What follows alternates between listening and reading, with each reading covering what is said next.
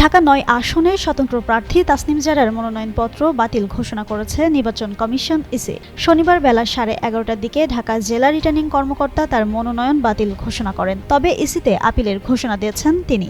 জানা গেছে, ভোটার তথ্য যাচাই বাছাইয়ে গড়মিল পাওয়ায় ঢাকা ৯ আসনের স্বতন্ত্র প্রার্থী তাসনিম জারার মনোনয়ন বাতিল করা হয়েছে।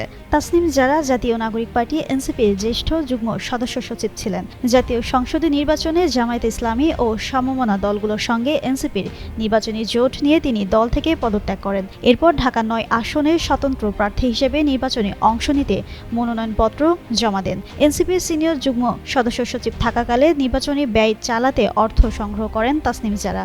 এর মধ্যেই নির্বাচনে জামায়াতে ইসলামী ও সমমনা দলগুলোর সঙ্গে এনসিপির নির্বাচনী জোট নিয়ে পদত্যাগ করেন তিনি।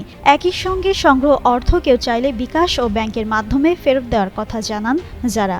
এর মধ্যেই স্বতন্ত্র প্রার্থী হিসেবে নির্বাচনে অংশ নিতে মনোনয়নপত্র জমা দেন। নির্বাচনী হলফনামায় ক্রাউড ফান্ডিংয়ে পাওয়া প্রায় ৪৭ লাখ টাকার পুরোটাই নির্বাচনে ব্যয়ের কথা জানান তিনি।